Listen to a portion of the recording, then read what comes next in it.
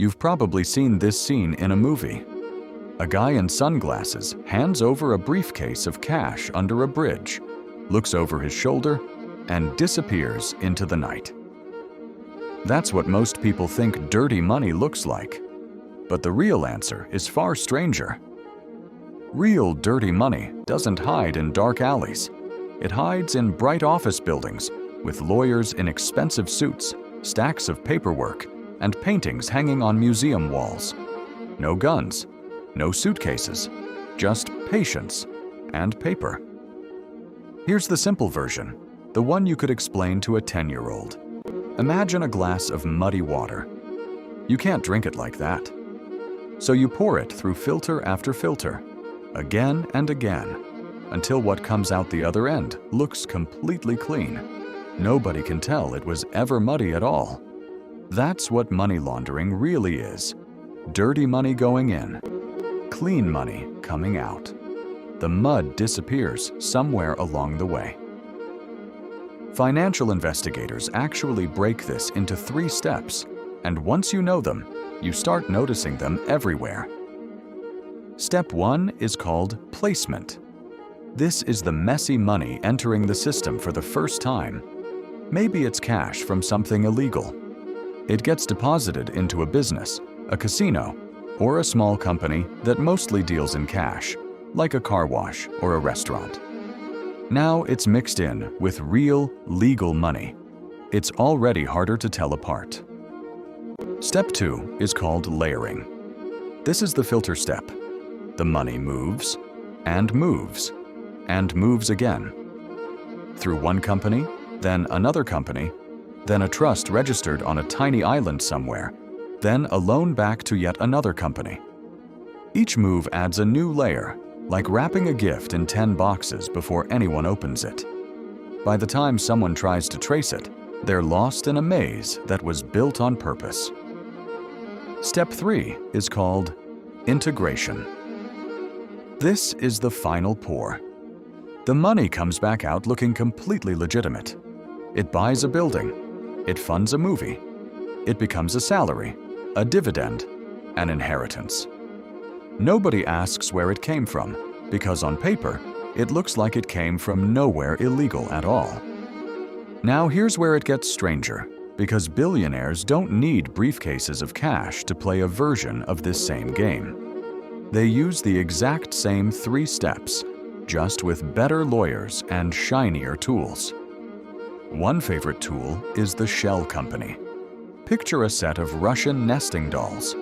You open one company and find another company owns it. You open that one, and another company owns that one too. Keep opening, and eventually you reach a tiny office on a tropical island that has, on paper, thousands of companies registered inside it, but no actual employees, no real building, sometimes just a mailbox. Nobody outside can easily tell who actually owns what, or where the money really started. Another favorite tool is real estate.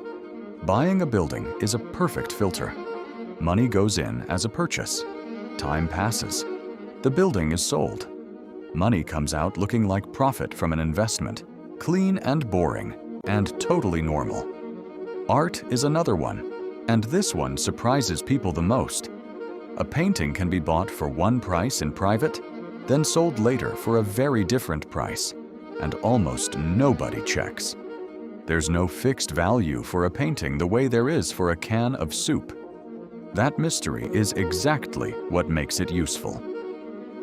In 2016, a massive leak of documents called the Panama Papers showed the world just how real this all was.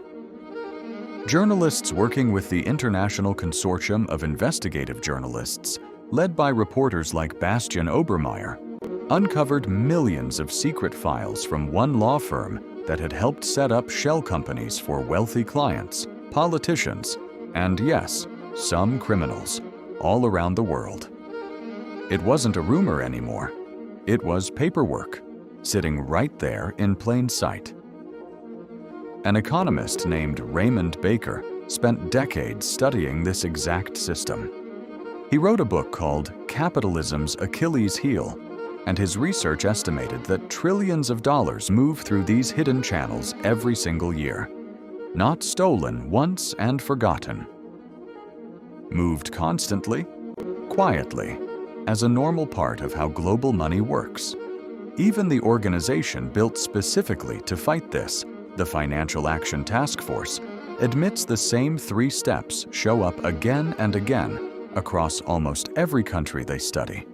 The method barely changes. Only the size of the numbers does. Here's the twist that makes this darker than it first sounds. A lot of this isn't even technically illegal. There's a blurry line between what's called aggressive tax avoidance, which is legal, and money laundering, which is not.